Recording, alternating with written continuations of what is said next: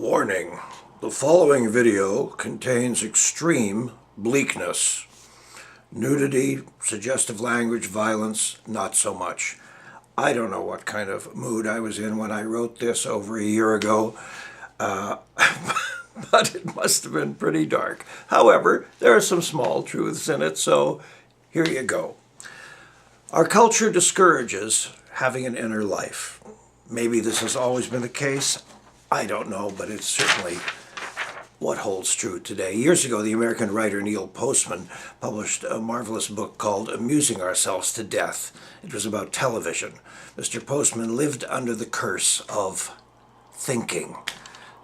He believed, among other things, that new technology could never substitute for human values. He died in 2003. What could he possibly make of our current cyber culture? It's impossible for people to walk down the street without texting. They're texting when they're driving. Of course, families, couples are texting over intimate dinners. Families give iPads to 2-year-old kids to amuse themselves over dinners in restaurants and so on. Because I work with addicts and alcoholics, I meet a lot of people who get through the day entirely by a code of instant gratification. I meet men of all ages who can play hockey and soccer and do that well. They can earn vast sums of money, and they can screw lots of gorgeous babes and travel and drive supercars with dashboards that'll do anything except make ravioli for you. It's just, that they haven't worked out the grilling part. Anyways, these masters of the universe appear to have it all, except that they also snort huge lines of coke and smoke pot and drink and the best vodka, and they keep waking up in condos several miles from where they started and don't know how they got there. We live in the age of diversion. Folks will do almost anything to avoid being alone, or having a coherent thought. Reading, a foreign activity. Debate, unknown.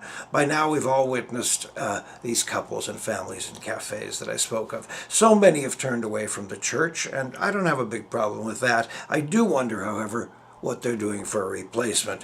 Where do people go now for spiritual nourishment? Yes, many will go to science and nature, and I'm grateful that many will throw their energies into music and art. But so much in our way of life mitigates against those choices. We're encouraged at every single turn to make money, buy stuff, have fun, and play at sex as often as possible. The price is enormous. We are becoming less civil, less caring, less aware of each other every day. So many men are devoid of feeling. Their emotional lives run the gamut from muted to entirely non-existent. So many women seek in vain for that one good man, meeting instead one facile dead jerk after another. What happened to wonder? The big questions always need to be asked. Who will ask them? Pickle.